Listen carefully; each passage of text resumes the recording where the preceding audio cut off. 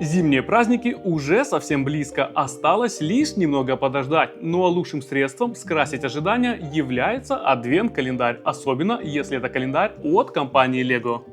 Сегодня у меня на обзоре календарь из серии «Звездные войны», который стал абсолютным лидером голосования среди подписчиков канала. Тебя, кстати, тоже приглашаю, поэтому обязательно подписывайся. Сейчас вместе с вами мы традиционно откроем все 24 окошка и посмотрим, что прячется за каждым из них. Ну а чтоб не затягивать, сразу же переходим к номеру 1. Тут у нас попалась первая фигурка, и это Бабу Фрик. Сама по себе фигурка прикольная, но, по-моему, этого слишком мало для целого окошка, даже несмотря на то, что фигурка является уникальной и ранее не выпускалась. Посмотрим, как будут обстоять дела дальше. Во втором окошке нам попались детали для сборки одной из секций мастерской дроидов, которая должна у нас получиться после открытия всех окошек календаря. Под номером 3 попалась классная фигурка дроида C-3PO. Классная она тем, что имеет на себе множество детальных и качественных принтов, которые придают ей отличный внешний вид. Кстати, как вы думаете, почему у фигурки красные глаза? Напишите в комментариях свой ответ. Посмотрим, сколько среди нас фанатов вселенной Звездные войны.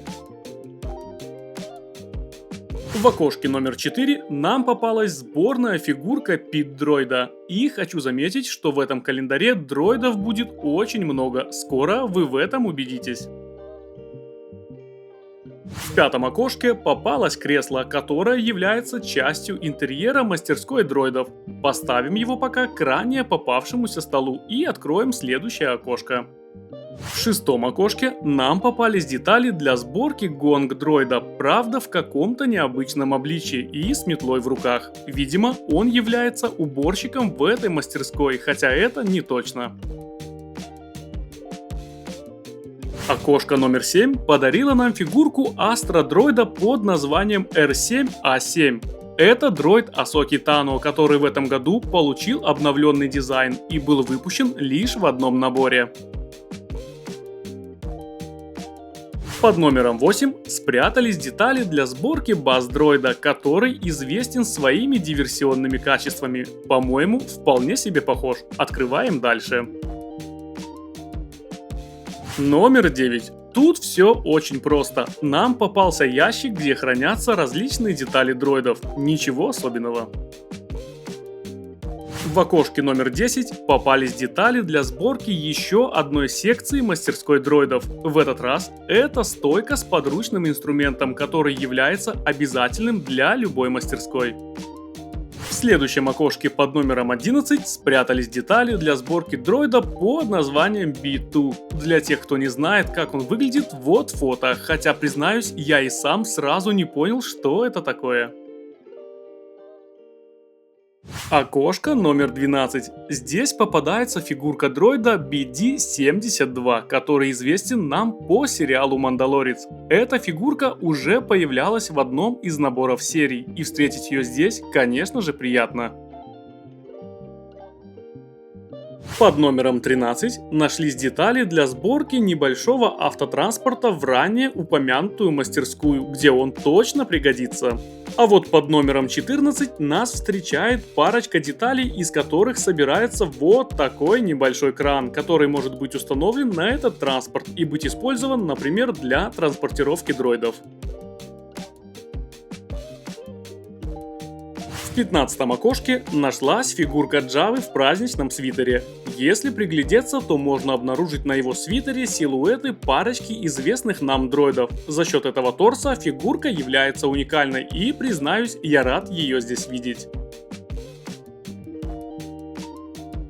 Открываем 16 окошко, собираем все детали воедино и получаем очередного дроида. В этот раз это обслуживающий дроид, который точно найдет место среди себе подобных. В окошке номер 17 попался боевой дроид, выполненный из разных по цвету элементов, что как бы подчеркивает факт того, что он собран из металлолома. В следующем окошке попалась еще одна секция для мастерской дроидов. Надеюсь, что это последняя. Окошко номер 19. Тут детали для сборки маус-дроида, который имеет праздничную цветовую схему, где акцент приходится на красный и белый цвет. В окошке номер 20 попалась фигурка супер боевого дроида. Это все тот же дроид, который выпускается с 2024 года и который, кстати, дебютировал как раз в календаре прошлого года. Обзор доступен на канале. В 21 окошке попались детали для сборки имперского дроида-разведчика. В 22 окошке детали для сборки медицинского дроида. Прикольно, что он выполнен в стиле рождественской елки, о чем говорят его яркие цвета. Под номером 23 попались детали для сборки еще одной секции мастерской, где она хранит в себе лопату и бочку с деталями. Ну а в последнем 24 окошке нам попались детали для сборки крошечной елки и фигурка дроида BB-8, где он представлен в виде снеговика в изящном цилиндре. Забавно, что из всех 24 окошек 16 из них подарили нам именно какого-то персонажа, и лишь 8 хранили в себе элементы так называемой мастерской дроидов. По-моему, очень даже неплохо.